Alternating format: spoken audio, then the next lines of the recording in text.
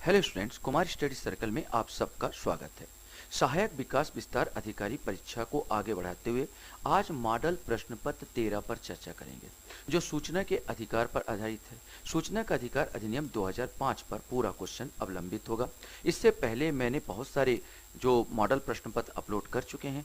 आप लोग देखना चाहते हैं तो मेरे प्लेलिस्ट में जाइए, ADO वाला प्लेलिस्ट, या लिंक मैं देता हूं जो लास्ट में डिस्क्रिप्शन बॉक्स में, उसको भी आप दबा के देख सकते हैं।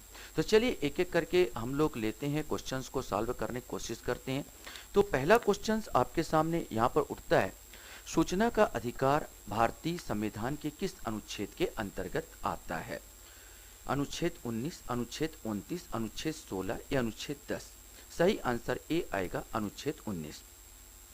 सूचना का अधिकार अधिनियम लोकसभा में कब पास किया गया? 12 जून 2005 को, 12 मई 2005 को, 12 अक्टूबर 2005 को या 12 दिसंबर 2005 को?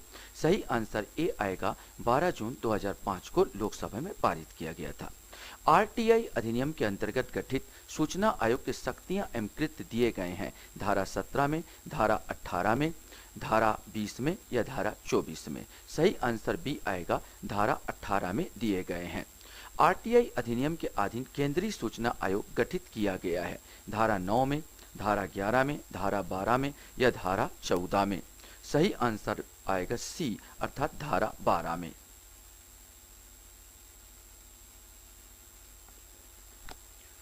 क्वेश्चंस आपके सामने हैं।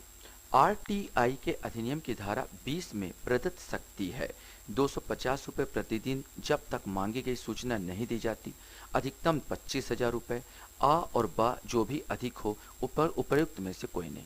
तो इसका सही आंसर सी आएगा, आ और बा जो भी अधिक हो, क्योंकि ये बोला गया है जब कोई सूचना मांगता है किसी अधिकारी से, लोक नियोजन अधिकारी से मैंने सूचना मांगा और सूचना वो नहीं दे रहा है, जानबूझकर मुझे नहीं दे रहा, कारण भी नहीं बता रहा, तो अगर इस प्रकार उस अधिकारी पर 250 रुपये प्रतिदिन के हिसाब से फाइन होंगे। लेकिन अधिकतम बताया गया, उसका अधिकतम फाइन जो है 25,000 से अधिक नहीं होगा।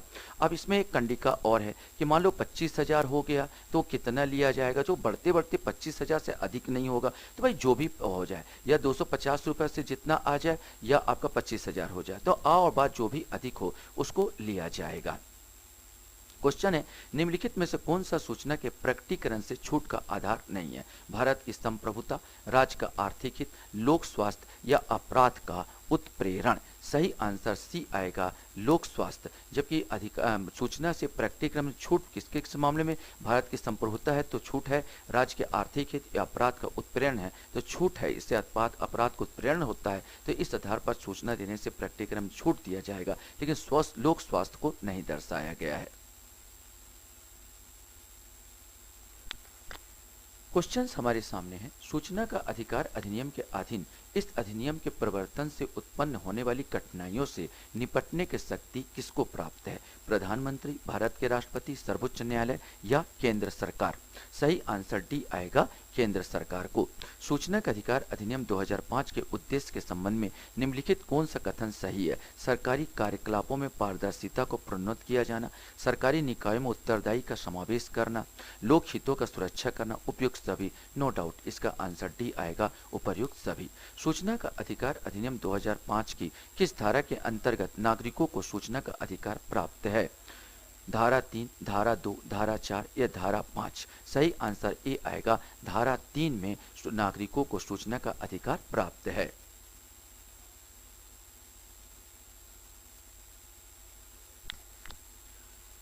क्वेश्चंस आपके सामने हैं। सूचना का अधिकार अधिनियम 2005 किस धारा के अंतर्गत सरकारी संस्थाओं को सूचना प्रकटीकरण से छूट प्रदान की जाती है? धारा 6, धारा 8, धारा 5 या धारा 7? सही आंसर बी आएगा, धारा 8 के तहत छूट प्रदान की जाती है या प्रकट करे सूचना से।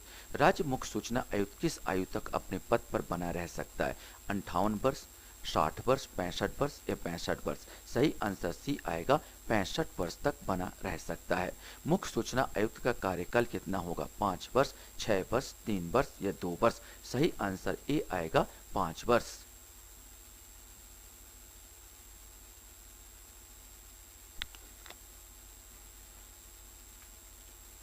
सूचना का अधिकार अधिनियम 2005 के अंतर्गत केंद्रीय सूचना आयुक्तों की अधिकतम संख्या कितनी है? 9, 8, 10 या 7?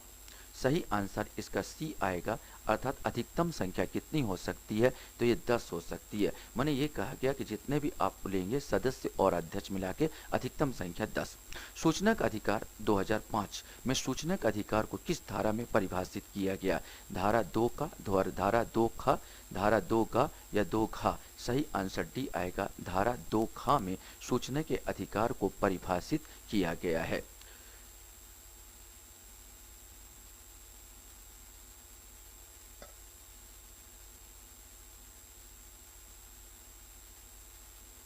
क्वेश्चन हमारे सामने आता है, आरटीआई अधिनियम के अधीन रिपोर्ट करने की प्रक्रिया के विषय में निम्नलिखित में से कौन सा सत्य है? केंद्रीय सूचना आयोग शीघ्रतम प्रत्येक वर्ष के उपरांत केंद्र सरकार को वार्षिक रिपोर्ट भेजेगा। केंद्रीय सूचना आयोग प्रत्येक वर्ष के उपरांत संसद में वार्षिक रिपोर्ट भेजेगा। केंद्रीय सूचना आयोग अधिनियम के अधीन गठित संसदीय समिति को प्रत्येक वर्ष के अंत में संसद में रखे जाने तो निर्दिष्ट करेगा, या उपयुक्त में से कोई नहीं। सही आंसर इसका 15 का ए आएगा, अर्थात केंद्रीय सूचना आयोग शीघ्रतम प्रत्येक वर्ष के उपरांत केंद्र सरकार को वार्षिक रिपोर्ट भेजेगा। आरटीआई अधिनियम के अधीन केंद्रीय सूचना आयोग गठित किया गया है। धारा 12 में, धारा 13 में, धारा 15 में या धारा 16 में? सही आंसर ए आएगा, धारा 12 में आरटीआई केंद्रीय सूचना आयोग, याद रखेंगे कौन सूचना आयोग? केंद्रीय सूचना आयोग गठित किया गया है।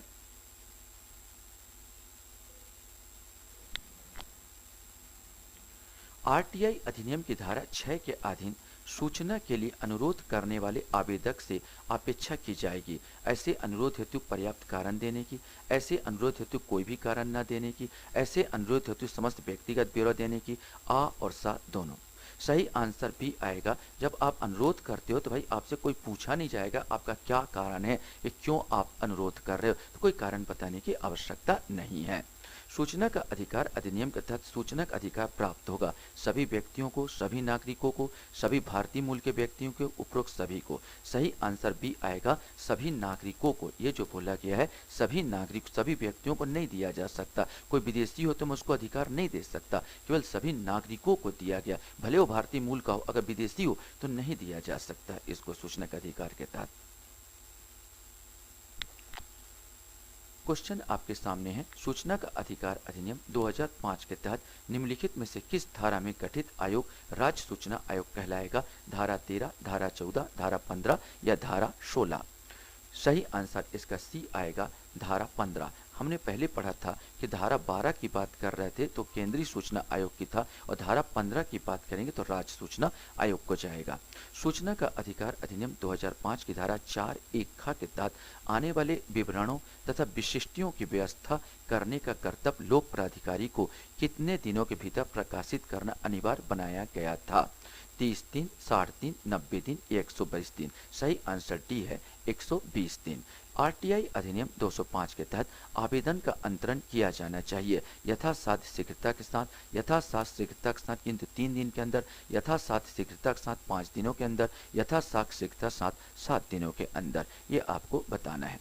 सही आंसर सी आएगा, यथासाध्य शीघ्रता के साथ किंतु 5 दिनों के अंदर। मैंने आरटीआई अधिनियम 2005 के तहत आवेदन का अंतरण, मैंने आवेदन का जो अंतरण किया जाएगा, मान लीजिए इसमें यह होता है कि ए व्यक्ति और बी व्यक्ति दोनों अधिकारी है, और भूलवश मैंने ए अधिकारी को मैंने सूचना को दिया है, और ए अधिकारी कर्तव्य बनता है कि 5 दिन के अंदर वास्तविक व्यक्ति को सूचना वो दे दे। अगर मेरे को भूलवश किसी को आ गया तो बी को वो पहुंचा दे। इसको 5 दिन के अंदर दिया जाता है।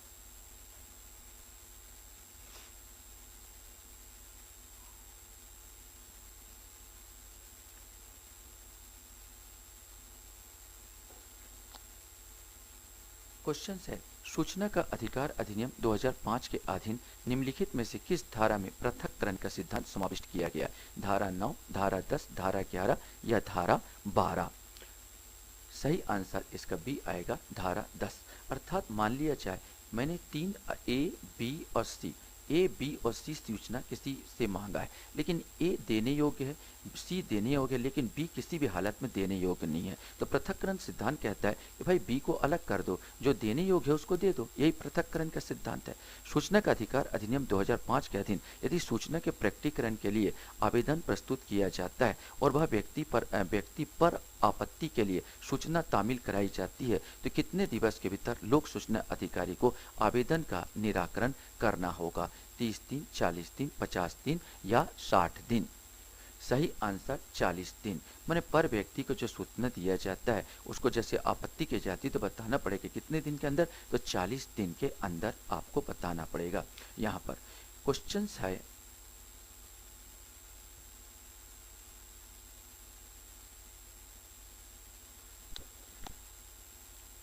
सूचना का अधिकार अधिनियम 2005 के अधीन मुख्य सूचना आयुक्त तथा सूचना आयुक्त गण की नियुक्ति की जाती है राष्ट्रपति द्वारा, उच्चतम न्यायालय के परामर्श से राष्ट्रपति द्वारा, समिति के सिफारिश पर राष्ट्रपति द्वारा या उच्चतम न्यायालय द्वारा।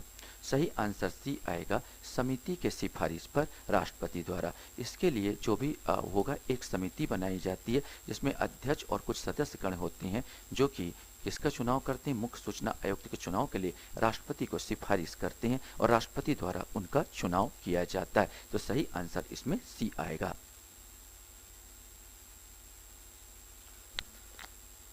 क्वेश्चन यहाँ पर है, सूचना का अधिकार अधिनियम 2005 के अधीन मुख्य सूचना आयुक्त की नियुक्ति के लिए सिफारिश से बनी समिति का अध्यक्ष होगा राष्ट्रपति, प्रधानमंत्री, लोकसभा का विपक्ष का नेता या राज्यसभा का विपक्ष का नेता? सही आंसर बी होगा, प्रधानमंत्री। मैंने कहा था एक समिति होती है जिसमें कोई अध्यक्ष होता है और बाकी सदस्यगण होते हैं, तो अध्यक्ष हमेशा कौन रहता है? प्रधानमंत्री ही रहता है।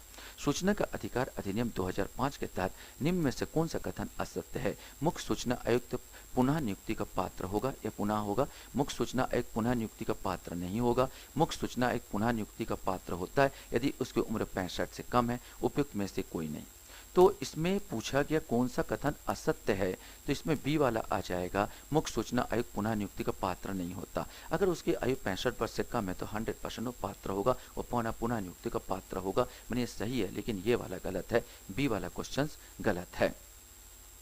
सूचना का अधिकार अधिनियम 2005 के तहत मुख्य सूचना आयुक्त के वेतन तथा भत्ते सेवा किसके समान है? मुख्य चुनाव आयुक्त, मुख्य सचिव भारत सरकार, उच्चतम न्यायालय के न्यायमूर्ति, उच्चतम न्यायालय के मुख्य न्यायमूर्ति। इसमें से कोई एक आएगा।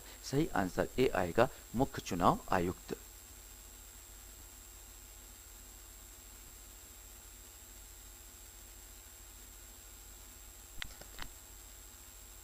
क्वेश्चन है, सूचना प्रदान करने संबंधी आवेदन प्राप्त करने के पश्चात कितने न्यूनतम दिनों के भीतर लोक सूचना अधिकारी द्वारा सूचना के अधिकार अधिनियम 2005 के अंतर्गत सूचना दिए जाने का प्रावधान है? 60 दिन, 45 दिन, 120 दिन या 30 दिन? सही आंसर डी आएगा, 30 दिन। अगर वो जीवन और स्वतंत्रता से संबंधित है, लाइफ एंड डेथ का मामला अगर होगा वहाँ पर, तो आपको पता है कि 48 घंटे के अंदर सूचना अधिकारी को सूचना देना अनिवार्य किया गया है। यदि लोक सूचना अधिकारी निर्धारित समय में सूचना प्रदान न करे तो सूचना के अधिकार अधिनियम 2005 के अंतर्गत सक्षम प्राधिकारी के समक्ष कितनी बार अपील की जा सकती है? 1, 3, 2, 4। सही आंसर सी आएगा, 2 बार अपील की जा सकेगी। ये पहले के एडीओ के परीक्षा में पूछा गया क्वेश्चन है।